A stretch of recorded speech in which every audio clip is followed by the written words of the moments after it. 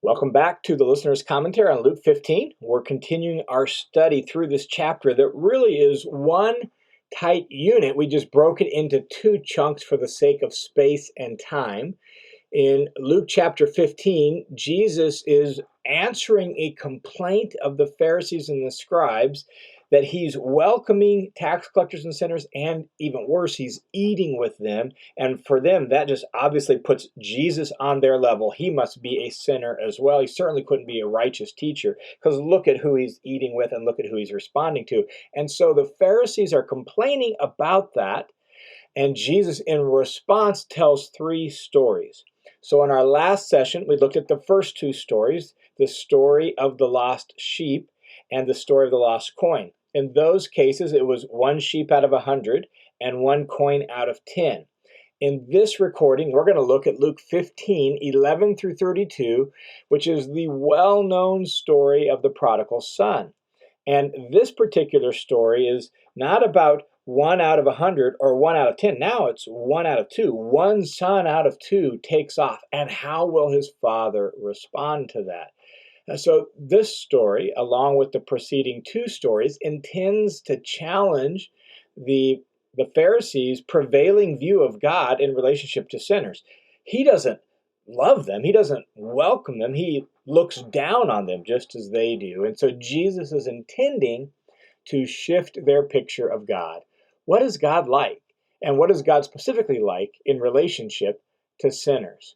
Well, here is part 3 of that discussion, the third story, the parable of the prodigal son.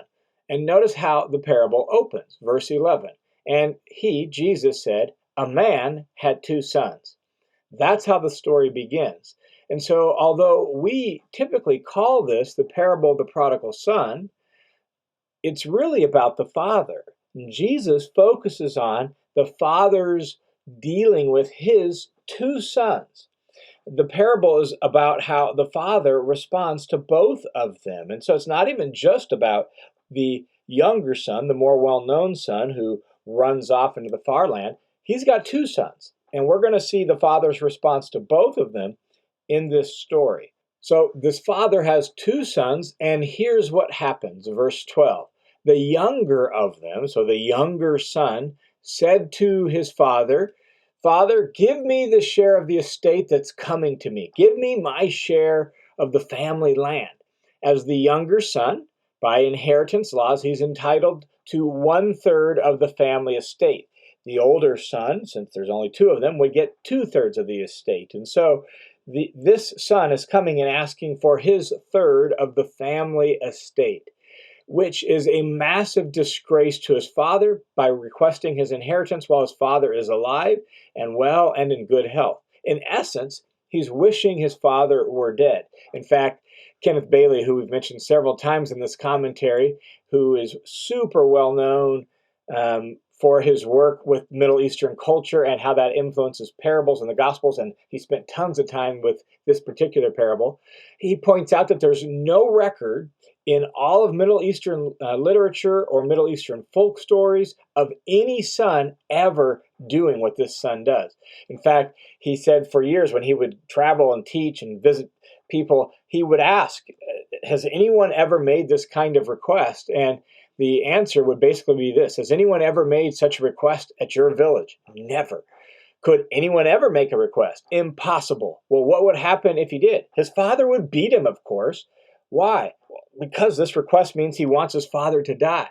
That's how the people of the Middle East responded to this sort of request. It's just an unbelievable request. And likewise, we would assume that's what Jesus' audience would likely assume what would happen. This father has 2 sons. One son comes and requests for his third of the estate. The assumption would be that the father would beat him, like the people in Kenneth Bailey's experience, right? But that's not what happens. This father doesn't beat him. What does this father do? And so he divided his wealth between them. And when you hear the word wealth, don't think in terms of liquid money, right? He writes him a big check. This is land and this is property. He divides his property between his 2 sons. Fine. You want your share of the estate? You can have it. Instead of beating him, he actually gives him what he asks for. This is this is like unbelievably gracious.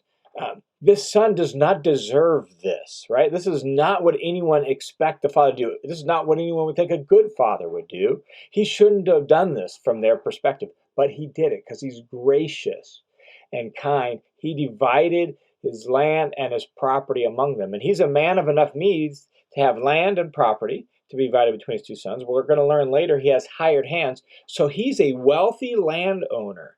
He's a man of means, and he divides the family land and the family property between his two sons. What does the younger son do with the family land that he's been given? Well, verse 13. And not many days later, the younger son gathered everything together, went on a journey to a distant country, and there he squandered his estate in wild living. To do this suggests that he sells off his portion of the family land. He had to turn it into cash. So we would assume that he sells off his portion of land and turns it into money, which again is just unconscionable. I mean, like, this is land that's been in the family for generation, and they've farmed this for years, and now presumably he sold it off, turned it into money, and goes to a far country, a distant country, distant geographically, but even more important, distant culturally. This is the way to refer particularly to land that's out there in the borderlands. Like a distant country would be Gentile country. And so that's where, in fact, we learn later in the story, that's where he went. He goes to the Gentile lands, to a far country a long way away where there's people that are different and they live differently. He cares nothing about his family heritage. He cares nothing about his family land. This young son is about as bad as it could possibly get. In fact, he squandered it all in wild living. He wasted it all in wild living. The word wild is where we get the word prodigal. So when we talk about the prodigal son, it's because he wasted it in wild living. He was prodigal. He lived in a prodigal sort of way. And usually we think of that as meaning sinful or immoral. But the word prodigal simply means lavish, wasteful, extravagant, right? In other words, he just blew his money. He bought whatever he wanted. He didn't worry about it. He had plenty because, he had all this money. He just spent it on whatever he felt like and wasted his money, and thus wasted his family inheritance. Well, verse 14 tells us things then start to head south real fast. Now, when he had spent everything, he blew it so much that he has nothing left. Here's what happened. He spent everything. A severe famine occurred in that country, and he began doing without. So he left. He had all this money. He was going to live the high life, and then he just blew it all. He wasted it. And then all of a sudden a famine hits, and he's got nothing, and he began doing without. So he went and he hired himself out to one of the citizens of that country, and that man sent him out into his fields to feed pigs. This is how we know he's in Gentile country. Jews don't keep pigs. Gentiles keep pigs. Jews, pigs are unclean, filthy animals. They're about the worst kind of animal imaginable from a Jewish perspective. And now he's feeding them. He's feeding the pigs. I mean, this is nearly the bottom for a Jew, feeding pigs. But it gets worse. He is so hungry. The famine is so bad. He's being so poorly provided for. Look what happens in verse 16. And he longed to have his fill of the carob pods that the pigs were eating, and no one was giving him anything. Now he's really hit rock bottom. He wants to eat the pig food. These pods, carob pods from a particular tree that was a common sort of food. He looked at those and thought, well, I could eat that, and at least I would get some food in my stomach. But it's pig food. It's part of the pig slop, right? Like this young man, he's about as far gone as possibly any Jewish young man could ever be. He's hit rock bottom. Well, there he is, um, in the pig farm, wanting to eat the pig food, and he comes to himself. Verse 17. When he came to his senses, he said, "How many of my father's hired laborers have more than enough bread? But I'm dying here in hunger." And so he thinks back to his father's uh, farm. He thinks back to his growing up years. He thinks back to his family.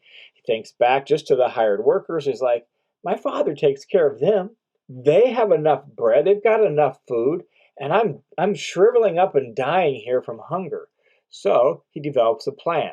I will set out and I will go to my father and I will say to him, Father, I've sinned against heaven and in your sight.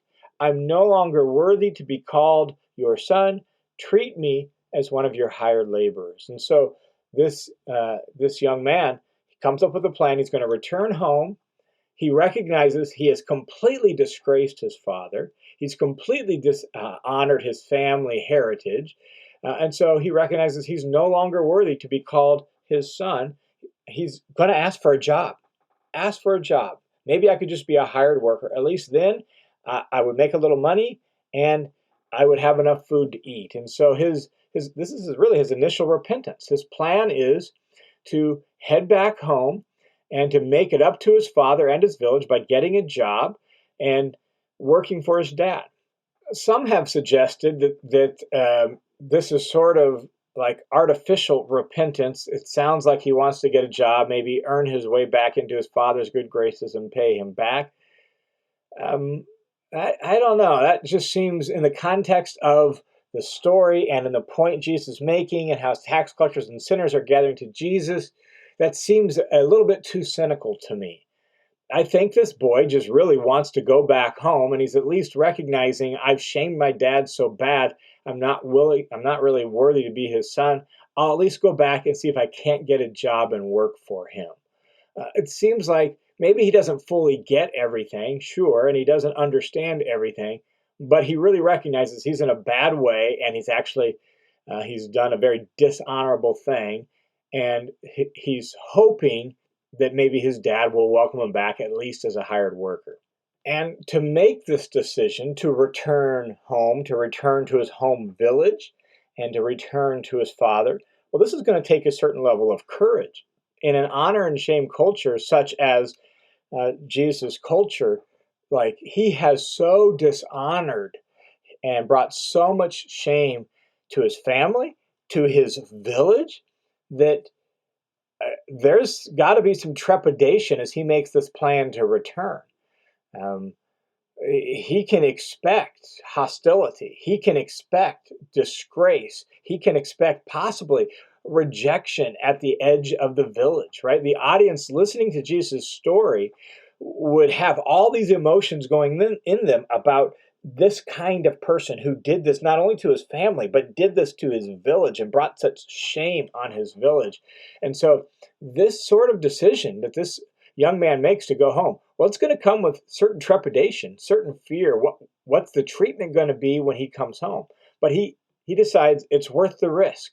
He's going to head home because things with his father are so much better than what he's experiencing on his own.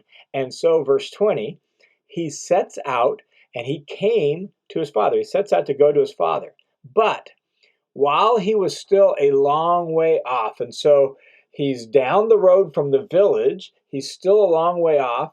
When he was a long way off, his father saw him and felt compassion for him and ran and embraced him and kissed him. And so this son is making this decision, expecting a certain level of hostility and rejection and disgrace when he comes, not really sure what kind of welcome he's going to get. And how does the father respond?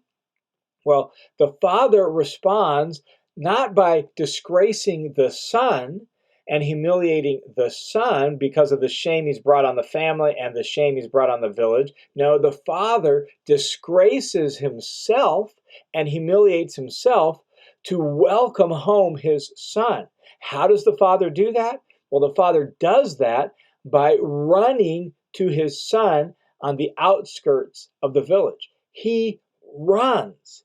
Now, that may not seem shocking to us, But in their cultural context, uh, older, dignified men walked. In fact, um, for example, the wisdom of Ben Sirach, chapter 19, verse 30, actually says that the importance and status and prestige of a man was marked by how slow and dignified he walked. But this father pulls up his robe and sprints to his son. And so he disgraces and humiliates himself in public before the whole village to welcome home a disgraceful, dishonorable son. What's God like? What's God like? Well, Jesus thinks God is like this. And notice what moved him to do it. The Father saw him, so he's looking for him and watching for him and eager for him, hoping he'll come back. He saw him. He felt compassion for him.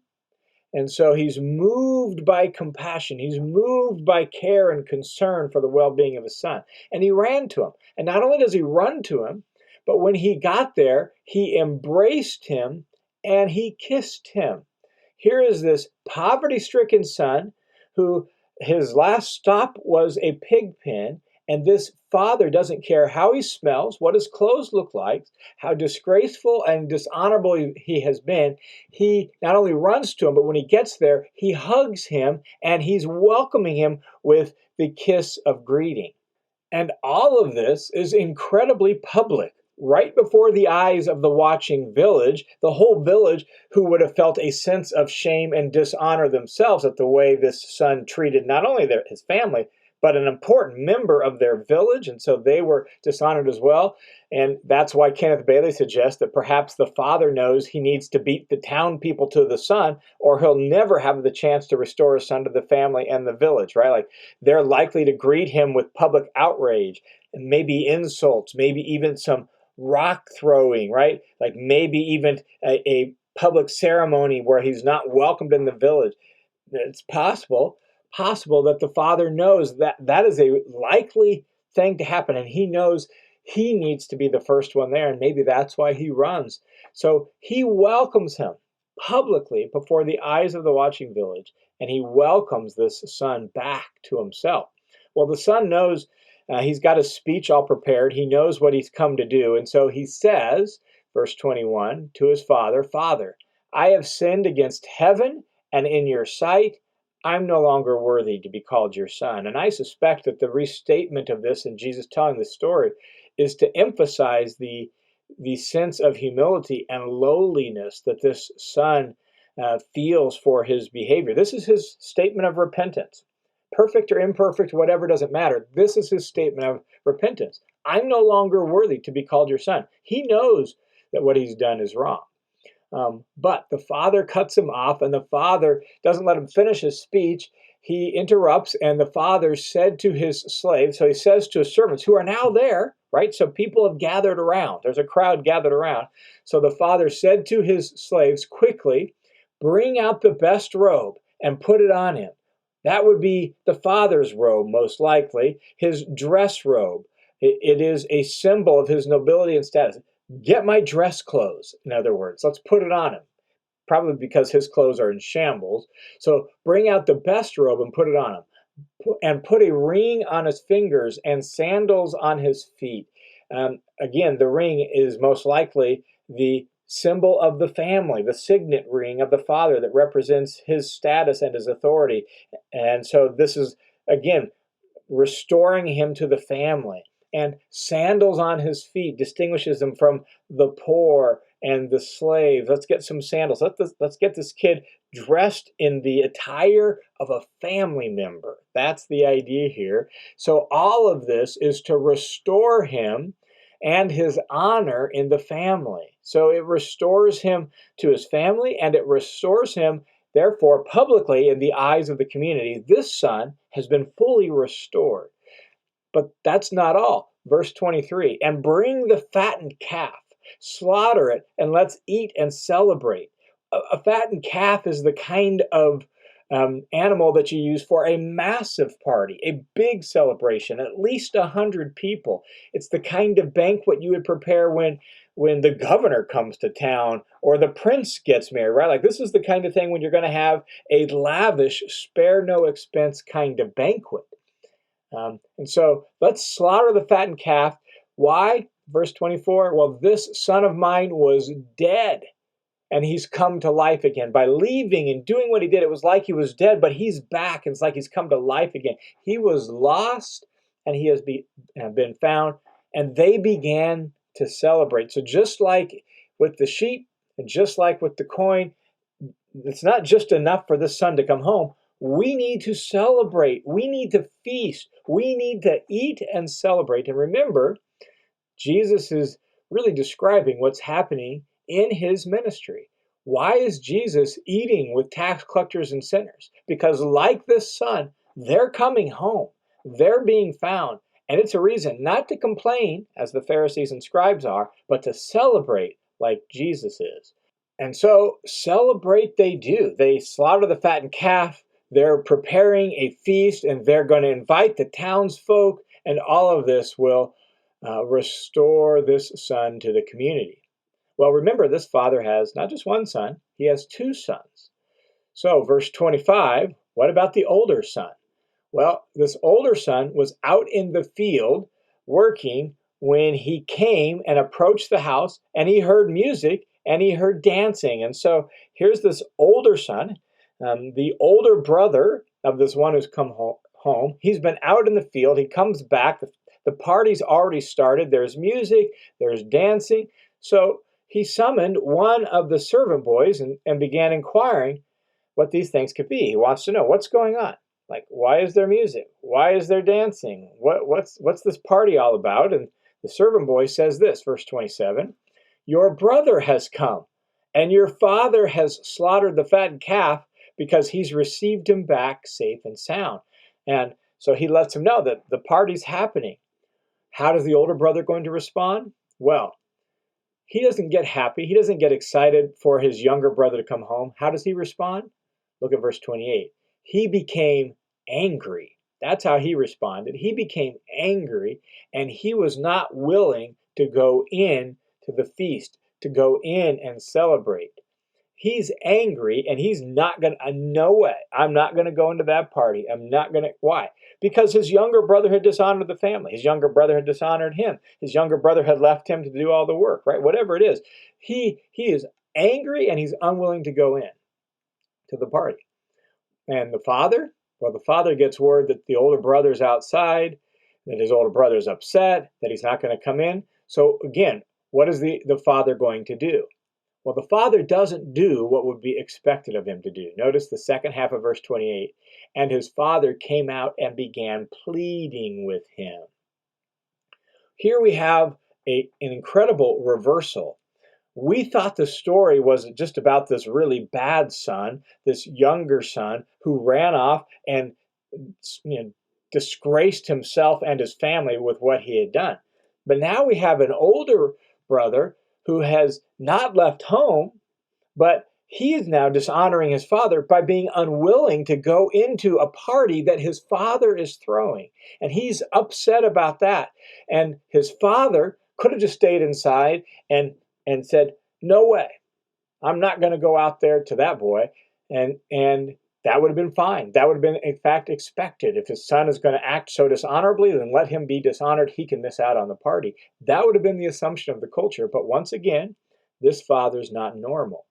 This father, just like he goes running out to his younger son when he comes home, he leaves his own party as the host, and he goes out and deals with this older son who's now angry and upset and refuses to come in. Once again, he lowers himself and humbles himself to go out to try to get his older son to come in.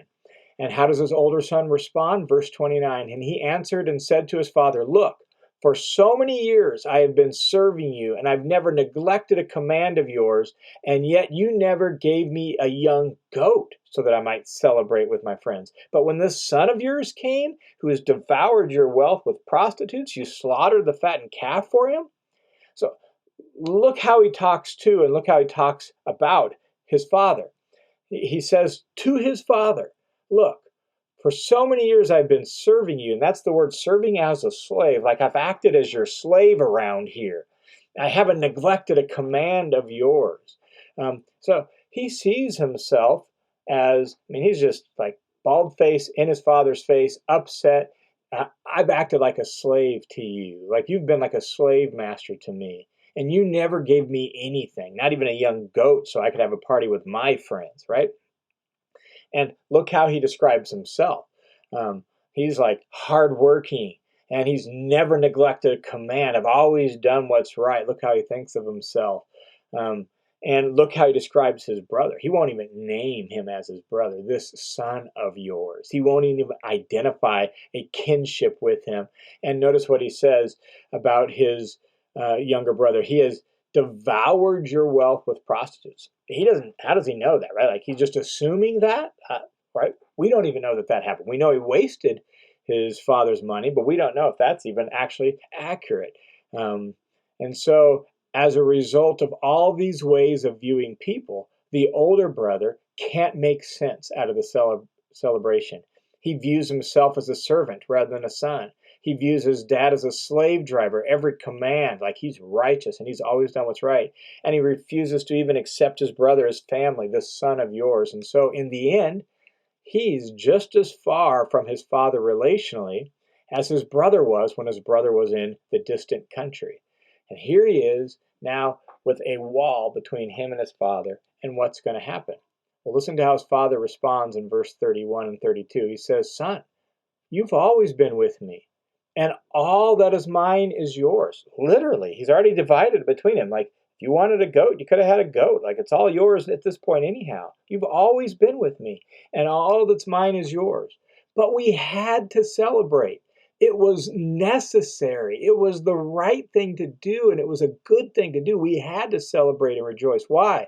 Because this brother of yours was dead and has come to life. He was lost and he's been found. And so, like, son, like, the party is not about worthiness of the son, but about the generosity of the father. Like, we had to do this. This isn't about the fact that the son, like, is so worthy of this party. The older brother, that seems to be the only way he can think. Like, I'm the worthy one here, and I didn't get a party. And he seems to think that this son is so worthless that how could you throw a party for unworthy people? But that's not the point. It's about the joy and generosity of the father who has his son back home. This father can't help himself. He has to welcome home his son with a celebration, not as a servant, not as somebody who's kept every command, not as somebody who's totally worthy, but as a son. This is occasion to sing and dance and celebrate. The son hasn't done anything to show that he's worthy of the party. He hasn't paid back his debt. He hasn't got a job.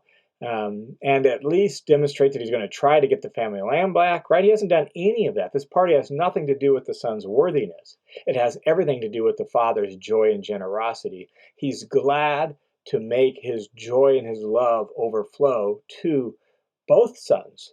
He's even willing to go out to the older son and say, come in, let's party and enjoy the party with me. And the story ends at that point. And we don't know, does the older son go into the party or not? How does he respond?